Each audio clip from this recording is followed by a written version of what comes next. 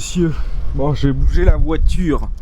Bienvenue dans le dernier vlog avant notre départ. Donc là aujourd'hui, qu'est-ce qu'on a à faire? Le ponçage. Pour mettre la deuxième couche de la jambe, on va tester la douche solaire. On n'a pas testé encore. Changer les cosses de la batterie et peut-être le Neyman si on a le temps. Mettre de la sangle pour pas que les caisses elles se coincent. Ouais. Je suis en train dans une situation désespérée d'essayer de refixer la garniture de fenêtre arrière droit parce que j'ai utilisé tous les accroches de cette fenêtre pour agrémenter la garniture. Attends, mais c'est tellement moche, il refuse de faire le bon focus.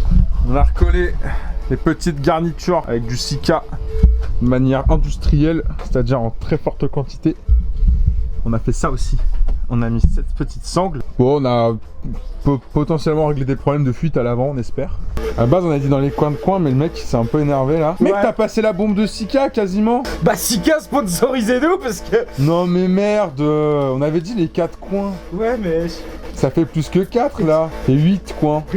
J'ai dérapé, chef. Putain. Ça a l'air de faire un truc. Cool. Bon, on va essayer la bon, voilà, on a mis des petites cales. Là, on espère que ça va enfin coller. On va essayer de mettre de l'eau et de la pression dans la douche solaire afin de voir si le collage a tenu.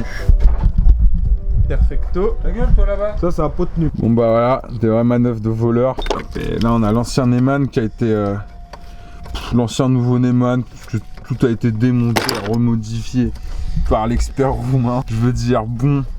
Pas que j'y serais pas arrivé parce que je suis pas roumain, mais enfin ça me paraît un petit peu corrélé. Alors là-bas on voit pas trop, mais il y a un petit fil jaune qui pendouille. Il a pas l'air de servir à grand chose pour l'instant. Voilà, donc on va faire comme si on l'avait pas vu. On a fait un petit mikado pour tenir cette merde là. D'ailleurs il n'y a plus rien qui tient. Écoute, c'est pas grave. Ah, c'est bon. Il a réussi là-bas. Oh, tu te calmes la poutre. Là moi je me suis attelé à la douche solaire. Bon alors. Il s'avère que l'entièreté de ce qui pouvait fuir fuyait. Donc on a utilisé l'outil magique, un maximum de 6K. On a raccourci la petite zizi là parce que c'était chiant. C'était quoi le problème? Ici, donc il y a ça qui rentre en fait dans un culot, donc c'est ce qui bloque le volant. Voilà, là je l'ai bloqué. Le fameux Neyman. Exactement, le fameux Neyman. Et en fait, sur l'ancien, il y a pas ça remonte pas comme ça, c'est plat. Les petits ergots à la mort. Et donc, ici, bah, ça bloque et je pouvais pas le rentrer et donc on n'aurait pas eu de blocage de volant. Pas de ça c'est le nouveau. Et donc volage. Alors ce que tu as dans la main c'est le nouveau. Ça c'est l'ancien Neyman, donc de l'ancienne clé. Donc ce qu'on a fait, là on a ah merde. La nouvelle serrure. On a gardé l'ancien Neyman ainsi que l'ancien contact. Les types qui nous ont vendu des serrures c'est des connards. Voilà, et donc là, je vais pouvoir rebrancher tout ça, refixer le tableau de bord avec toutes les vis qui manquent. On a fait un constat d'ailleurs, c'est qu'il manque à chaque fois la moitié des vis. Voilà. Donc le type a réussi à dévisser toutes les vis de sa bagnole et à chaque fois on perd de la moitié. Regardez, on a découvert une nouvelle malfaçon. Il a enculé sa bagnole là, comme ça, avec une visqueuse, on ne sait pas pourquoi. L'ancien propriétaire de cette bagnole là qui lui a fait tout ça, en fait, c'est de la... C'est de la torture. Parce que là, avant, là, ça. Merde! Quoi? Mais putain, il y avait même pas de boulon! Mais il se fout de la gueule de qui? Il y avait pas de boulon! Pas d'écrou là, putain! Bon, bah je vais réparer mes conneries là. Le nouveau Neyman est installé, donc on utilise la même clé pour toutes les serrures et ça c'est cool. Alors Guy, tes impressions? Bah écoute, franchement il se roule très bien hein. Après, bon j'arrive un peu après la bataille, c'est-à-dire que je n'ai pas roulé dans ses pires heures on va dire. Il y en a un qui a pas fait le retour de Toulouse. Guy n'a pas perdu son skill en évitage de nid de poule. Ce n'est clairement pas mon cas puisque moi, quand je les évite, je me mets en réalité complètement dedans. Ça compense en achetant des 4x4 toujours plus gros. Putain, ça commence la merde.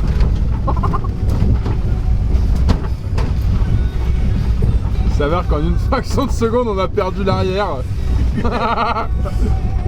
Même pas tenté de résister, vraiment. Non, il n'y avait aucune tentative. Non, alors là...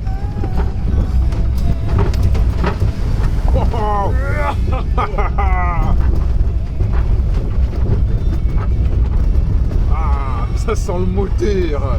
Bon, l'aménagement a mis à rude épreuve là. Oh non. La caisse à cuisine. Après une mandale. Ça aurait été du Sika, ça aurait tenu peut-être hein.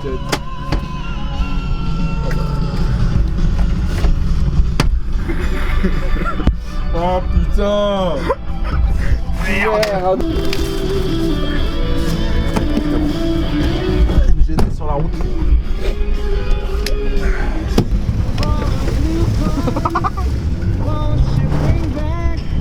Oh, quel rattrapage magnifique. Et dire que je l'avais passé au Karcher il y a 1 semaine et demie. Pas dans les patates. Bah il y avait un Dodan. Pas dans les patates. Dit non, non, non. Le retour par Jules Bouclet. Les gros zigzags de qui? Oh non Jules, non, non, non, non, non. Ça sert à rien de bourriner. Bon bah on est tanké.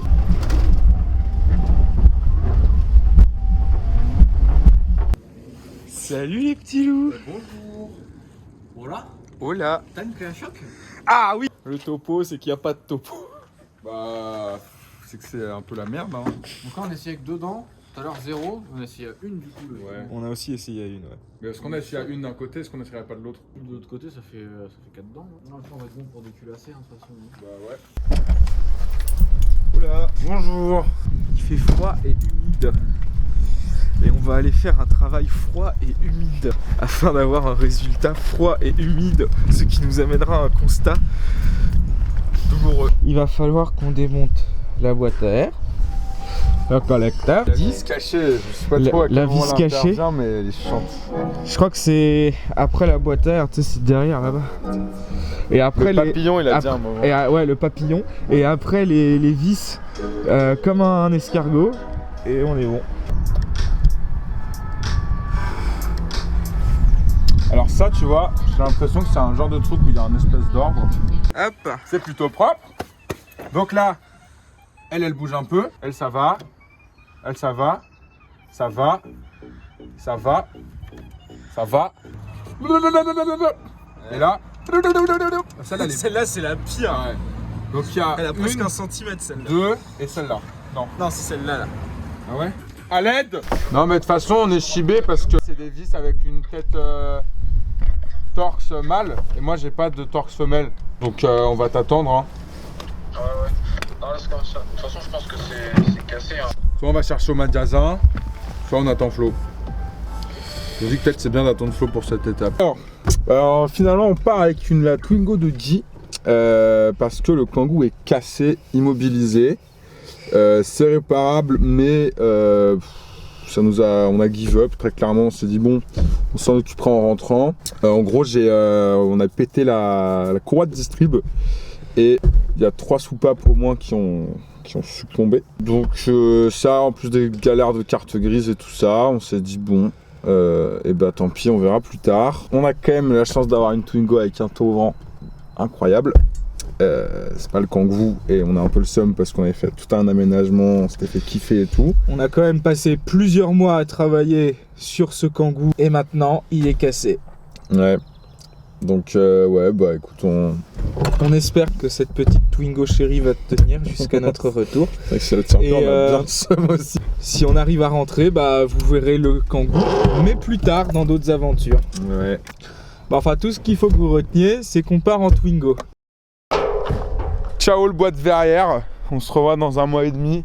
Et là on se casse. Ça fait 4 mois que je regarde l'itinéraire, ça fait 4 mois que je reviens toujours pas les pays qu'on visite, à part la Croatie, l'Albanie et la Grèce. Il nous reste une petite heure de route là pour atteindre notre destination du jour. À Poligny, Poligny chez Pierrick. va Et ça c'est retrouver cool. le joyeux Pierrick que vous avez Exactement. déjà vu. On lui a dit d'aller se faire enculer à un moment. On Ça, c'est dans regrette. l'épisode qui est sorti aujourd'hui. Exactement. Désolé Pierrick.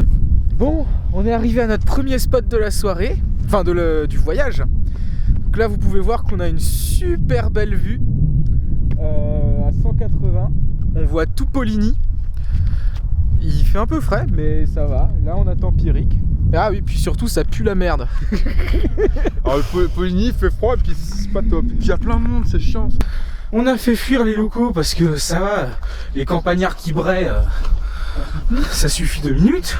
Petit camp monté, donc là notre magnifique table à manger avec la vue. Et ici la tente que Jules est en train de finir de bichonner. Et ouais, il bichonne même les matelas de sol. Donc on a envie de dormir confort tout le voyage quoi. Ouais, parce que percer les matelas, ça me connaît.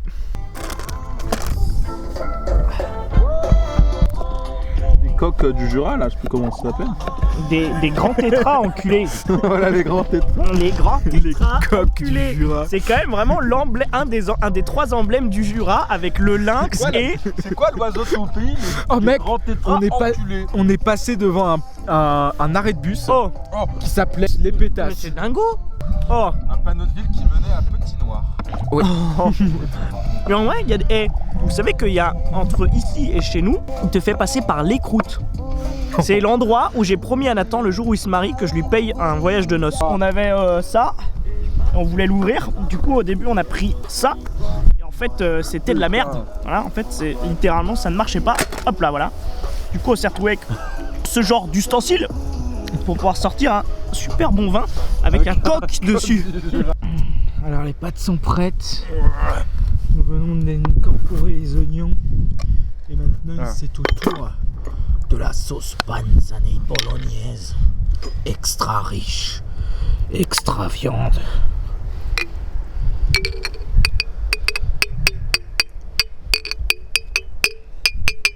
Tu vas m'emballer là. Oulala. Le Jura s'est énervé. Il est pas d'accord le Jura. Là on est parti en exploration nocturne. Mais on va essayer d'aller voir la croix de Poligny qui surplombe toute la ville. Et qui d'en bas est très stylée. On va voir ce qu'il en est d'en haut. Est-ce que elle est encore allumée? En fait elle m'a l'air pas mal loin cette croix. Pas cool. Ah mais non, elle est juste devant moi. Vous la voyez sûrement pas, mais grâce à ma lampe 600 lumens, vous la voyez toujours pas. On va faire dodo. C'est le réveil et il a plu pas toute la nuit mais presque. Et voilà le matin embrumé parce qu'il y a de la pluie sur les câbles et l'extérieur. On vous a pas trop montré le spot hier parce que des raisons évidentes de c'était la nuit. Mais voilà. Très sympa cet endroit. On s'est un peu fait harceler par la pluie. C'est pas cool. Vous me direz, on est dans le Jura, ça paraît logique qu'on se fasse harceler par quelque chose. C'est pas les skinwalkers, c'est la pluie. C'est pas la pluie, c'est le froid. C'est pas le froid, C'est les keufs. c'est les keufs. Ça décampe tranquillement. Tom, toujours à la bien, toujours tranquille. On se retrouve en début d'après-midi. On a mangé chez les grands-parents de Jules. On est plus que repus. Je ne pourrais plus rien avaler avant ce soir. Ça pue. Ça pouille. Est-ce qu'on n'apercevrait pas les premières neiges à l'horizon? Tom, là on est sur la mif là un peu là. Petit arrêt pipi auprès des montagnes. Ah, j'ai pas vu autant de neige cette année. De l'autre côté des cols enneigés, nous retrouverons l'Italie.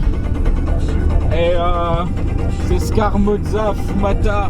Ah ouais. Et les petits machins là, les grecs là, les petits balais là.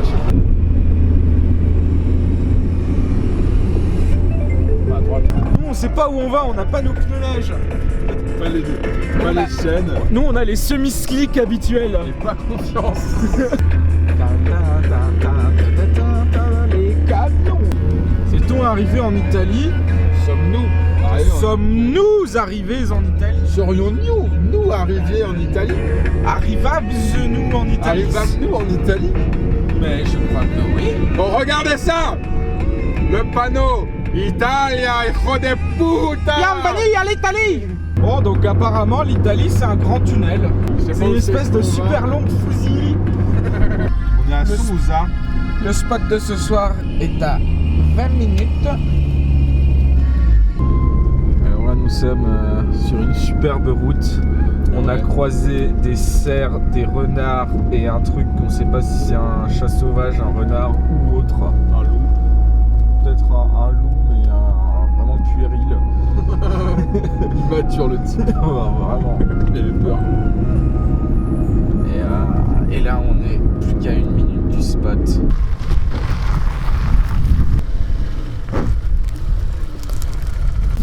Alors là, je fais un magnifique assemblage de tentes. Bien venteux là, la tente. Ouais. Et quand Jules coupe le saucisson, c'est qu'on sait que la journée est terminée. Dans cette position, c'est pas très pratique parce que tu vois, c'est vrai que quand le siffleur a découpé, c'est que le camp est installé qui plus est. C'est ça, c'est qu'on est bien. On a plus rien à foutre. Tom, il les épaules en bout de table, comme le chef qu'il est. On voit on a les vues sur les montagnes enneigées. On a la lune qui est sympathique par ici. Il fait plus chaud que dans le Jura. Et ça, c'est vraiment incroyable. Et il y a le petit vent, un peu vicelard, faut le dire.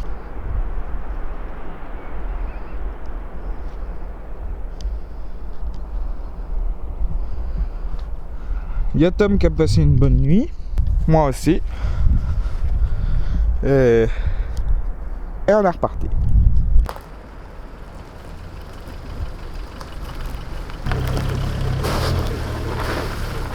Patate, hein. Ouais. Genre ça en France, c'est dingue. Attends, mais il y a tellement tout est plat et tout là. Oh là là. C'est ici qu'il faut qu'on fasse des trucs, hein, dans ce genre d'endroit. Hein. On se casse à la montagne. Voilà, c'était le petit spot du déjeuner. On a mangé italiano. Et Tom aussi s'est bien rempli la panse. On continue tranquillement le périple. Il fait beau mais pollué en Italie. Oh, c'est dégueulasse. Ouais. On n'a pas beaucoup filmé aujourd'hui. Mais après 9 longues heures de route et une Italie traversée, presque, on est arrivé sur un super spot, un magnifique belvédère, vue à 360. Vous aurez le reveal demain matin. Parce que là, on a une vue. En plus, on a différents biomes observables. Donc là, on a la ville. Là, on a des trucs. Et là-bas, on a les montagnes un peu enneigées au loin. Ouais. Ça, c'est la vue sur laquelle je mise le plus, personnellement. Bah voilà. Petit réveil tranquille sur ce spot qui avait tout pour plaire. Mais comme on est en Italie, ils se sont arrangés pour nous péter les couilles. C'est-à-dire, ils nous ont foutu de la vieille brume, que on sait même pas si c'est de la brume ou de la pollution dégueulasse, partout. Voilà, donc la vue dans notre cul, le kiff pas trop là, et il fait froid, et pas de soleil. Pas grave, on va se casser d'ici, là on a un petit chemin, une petite descente un peu 4x4. Et là, dans 3 heures et quelques, direction la Slovénie. Ok. Bon bah là, j'attends Guy qui est parti faire quelques petites emplettes. Là on a fait nos petits trucs de la journée, on a mangé dans un endroit moyen sympa, mais vas-y ça allait. On est passé au D4 pour chercher du gaz parce qu'on a un réchaud qui consomme beaucoup trop. Et donc là, une fois que Guy a fini ses emplettes, on va direction la Slovénie qui est à 90 km, environ 2 heures. Bon, alors après avoir passé cette Italie coupeuse de priorité et puante, nous approchons de la Slovénie qui est à moins de 30 km de nous. Et c'est chouette, en vrai, le voyage va enfin commencer, on va dire. On va beaucoup plus filmer, on va beaucoup plus kiffer, beaucoup plus voir des trucs, beaucoup plus s'enjailler, ça va être trop cool.